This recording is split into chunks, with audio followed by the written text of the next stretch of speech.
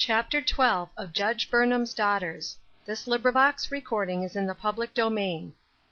Burnham's Daughters by Pansy. Chapter 12. The Deed for the Will. Mrs. Burnham, failing in her intention to waylay her husband, returned to her own room, which opened into the dressing-room. Too nervous to take a seat, she walked the floor, anxious, irresolute, miserable. She longed to go to her child, but would not insult her husband by seeming to be afraid to leave his son alone with him. Ominous silence reigned in the dressing-room. Judge Burnham had opened a drawer somewhat noisily on the moment of his entrance, but had spoken no word, so far as his wife could hear. Suddenly on the quiet air came the sound of a blow, accompanied by a little wailing cry. "Oh, papa, dear papa, please don't! Mama said you wouldn't.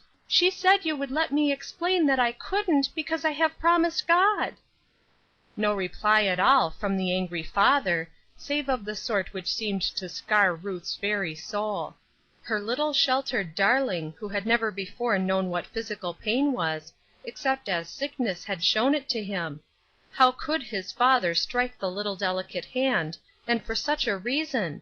His wife's whole soul rose up in rebellion. "Please, papa, let me tell you about it.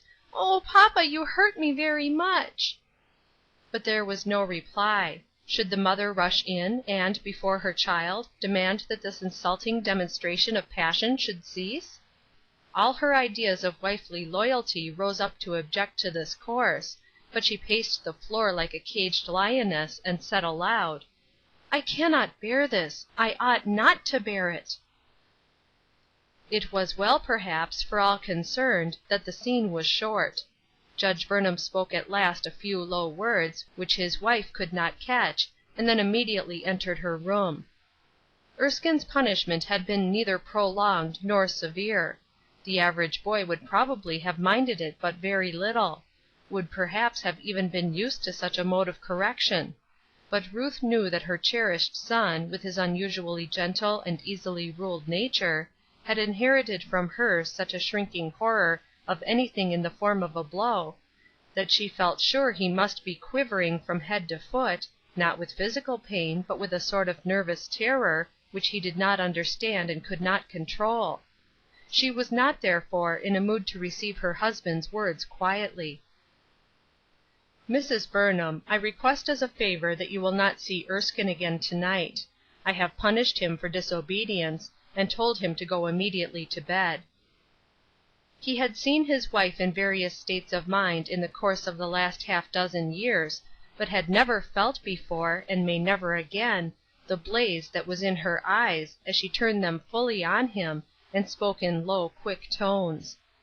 "It is a favor which will not be granted. You have been cruel and unjust. If you have a moral nature, you must by this time be ashamed of yourself. I shall go to my child at once, and make what reparation I can for his father's injustice." Then, before he could recover himself sufficiently to detain her even with a word, she had disappeared through the door which led into Erskine's fair little room. As she had supposed, she found the child sobbing violently.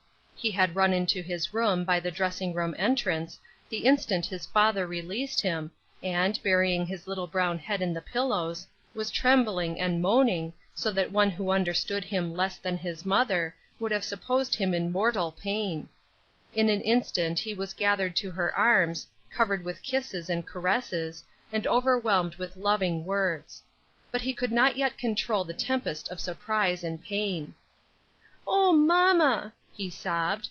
"Oh, Mama! He did like the man in the picture! You said he wouldn't, and he did. Oh, Mama, what can I do? Oh, Mama!" If Mrs. Burnham should live to be a white-haired old woman, she will never, I think, forget the experiences of that evening. It was not because the boy had been made to suffer physically. She had sense enough, even in her excitement, to understand that the punishment had been what people accustomed to such ways of dealing with their children would have called slight. But there are pains much deeper than those which the flesh can endure. She knew only too well that her child had lost faith in his father. How was it possible for the thoughtful boy, wise beyond his years, to think that he had been treated other than unjustly, especially in the light of the questions he asked, and the answers she felt obligated to give? "Did I do wrong, Mama? You said I didn't, but if I didn't, why did Papa punish me? You said they punished people who did wrong?" "My darling, I cannot think that you did anything wrong. You had made a solemn promise. Papa did not know it, did not understand. He thought you were disobedient." "Oh, but Mama, I told him. I told him that I had got down on my knees and promised God that I never would, and he didn't listen at all. Oh, Mama, Mama, will he punish me every time I try to keep my promise to God?" Do you wonder that the troubled mother set her lips hard, and said in her heart, "No, he never shall"? But she had grace enough not to say it aloud. Yet what must she say? She drew a low rocker, and took the still trembling child in her arms, dipping her hand in cold water, and then making with it soft, cooling touches over the heated face and head, and speaking low and soothingly. "My darling, Mama's darling, there are some things that I cannot explain. When you are older you will understand. I do not think Papa will punish you in this way again. When he thinks it over, he will see that you meant to do right." Silence for a moment, then the voice went on firmly. Her decision had been made. "Erskine, Papa does not think about some things as I do, and as I believe God does, and as I want you to think. Some day I hope he will, and you and I must pray every day to the dear God to make Papa his follower in all things. In the meantime, my darling, what you and I find in the Bible that God has spoken, we will try to do always, whether it is hard or easy. Shall we not?" She had never said so much before. Questions innumerable she had evaded or half answered, after the manner of loyal Christian wives, in divided homes. Now it seemed to her that the time had come when she must plainly say, "There are things, solemn, all-important things, about which we are not agreed." But what an admission for a wife to make! Will she ever forget the pain of that last question, asked with a little sobbing sigh before her baby went to sleep? "Oh, dear Mama, why do not Papas and Mamas both think like God?" At the earliest possible hour when a call was admissible, the next morning, Mrs. Burnham's card was sent up to Mrs. Stuart Bacon. She had determined to give her answer in person. She made no attempt at circumlocution, but came directly to the point. "Mrs. Bacon, I have failed in the work given me to do. Perhaps you know from your experiences of life that husband and wife are not always as one where business matters are concerned. I think my husband believes his word to be pledged. No words of mine will express to you the regret that I feel at my failure. I have not shown myself so skillful a worker that you should care to have me join your ranks, but at the same time I want to say to you that I have changed my mind since Tuesday. I want to join your union, and I pledge my personal support and effort in every direction where I can be made useful." So much, at least, for the cause Judge Burnham had accomplished. He was not a very self-complacent man during the days that immediately followed. His wife's cold, stern words had burned deeply, and as soon as the first storm of passion was over, he could not but acknowledge to himself that there had been a shade of truth in them. What a surprising thing that he who had always prided himself on his liberality of thought and feeling, who had always good-naturedly argued that the veriest cranks of society should be allowed to ride their hobbies according to their own sweet wills, so long as they injured no one, that he should have so far forgotten himself as to command a child to do that which was not only contrary to his mother's teachings, but contrary to the baby's notions of what a supreme being demanded of him. Judge Burnham was by no means a Christian man. At the same time, he was very far removed from being an infidel. He often smiled, and occasionally he sneered, at some of the ideas belonging to Christianity. Still, he explained to himself that his smiles and sneers were for the outcroppings of ideas belonging to ignorant fanatics, not to the actual verities themselves. He assured himself that certain forms of worship were eminently fitting, as offered to the Creator by the creature; also that certain outgrowths of Christianity were elevating and worthy of all respect. He assured himself that he had never objected to his wife's position as a member of the church. That was eminently a fitting position for a woman. It was the unreasoning submission which she gave to the demands of fanaticism that disturbed him. But that he should have so far forgotten himself as to allow his child to see that there was a difference of opinion between them was, he admitted, ungentlemanly. Especially was it offensive to him that the difference of opinion should have shown itself in the line of a mere appetite; a thing which should, of course, be subordinate. As he thought of it, he actually could not help curling his lip at himself. It was of no use trying to restore his self-respect by saying that the issue between them had to be met, and disobedience punished, no matter how trifling the occasion. He was perfectly aware that he had himself made the issue, made it unnecessarily, in a way that he would not have done, had he not been irritated about something else; and that, while it was a trifle to him, it was an intensely serious matter to the child. On the whole, the gentleman did what might, perhaps, be called somewhat profitable thinking during the days that followed. To his wife he was unfailingly courteous, even kind, despite her cold, quiet dignity. He made no attempt to resent this. On the contrary, he even respected her for it. She had spoken some very plain words to him, words which stung deeply at the time, but he could not help the admission that there was truth in them. You will remember that he was a successful lawyer, accustomed to weighing questions carefully and giving decisions, and his judgment had given a decision in this case which by no means acquitted himself. He was not the sort of man who could frankly say, "I was in the wrong, I beg you to forgive." Such a statement calls for a very high grade of character; calls, perhaps, for Christian character, though there have been men who knew how to say "forgive me" to mortals, not yet having learned to say it to Christ. Judge Burnham was not one, but he knew how to act the words gracefully and persistently. His little son helped him also to a smaller opinion of himself.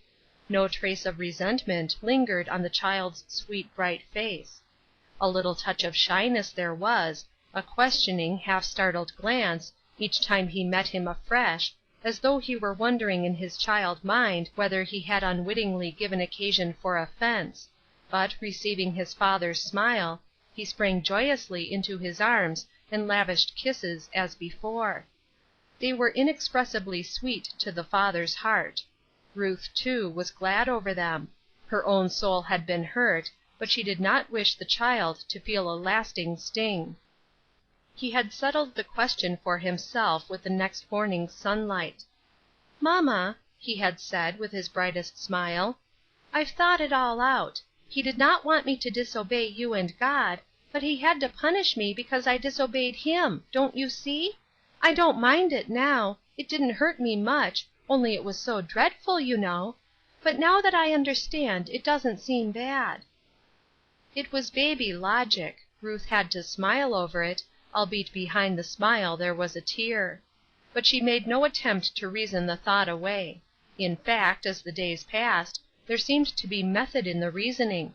The objectionable wine was on the table once or twice, but none was offered to the child; and, on the third day after the dinner table scene, Ruth overheard this order given by the master of the house: "Robert, you need not serve any more of that wine at table.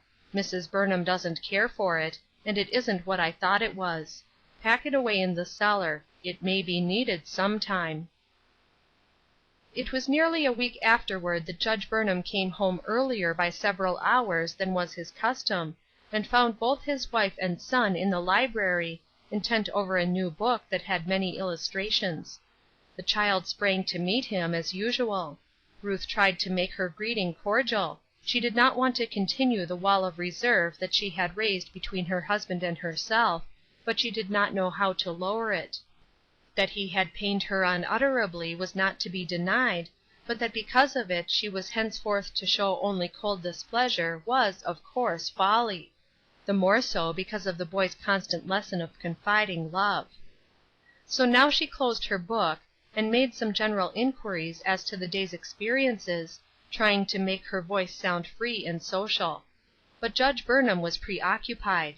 He set Erskine down, after a few kisses, and, throwing himself into a vacant chair across the room from his wife, drew from his pocket a formidable looking document, bristling with seals, and tossed it to the child. "Here, my boy, is a new plaything for you." "A plaything? Why, papa, what is it for? Is it sealed? Why, no, it is open, and it is all written over. How funny! Is it a great big letter?" "Not exactly. In law we call it a deed." "And what is a deed?" Judge Burnham laughed, and glanced at his wife. "It means, in this case, a transfer of property." "Papa, I don't understand." "Don't you? That is surprising. Let me see if I can explain.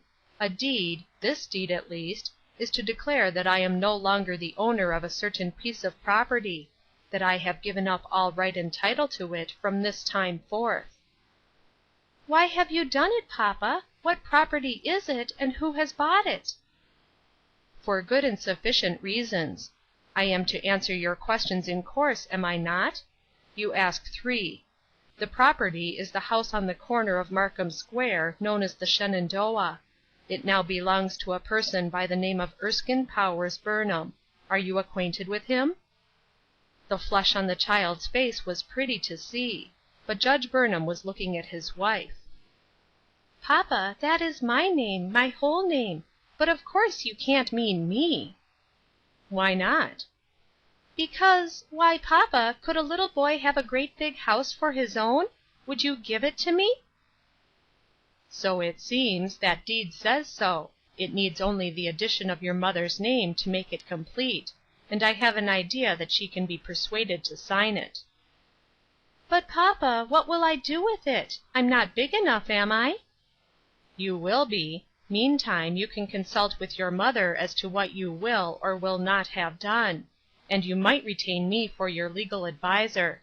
I will act in that capacity to the best of my abilities, under your and your mamma's directions." "Mamma," said Erskine, "did you ever hear of anything so nice? A whole big house!"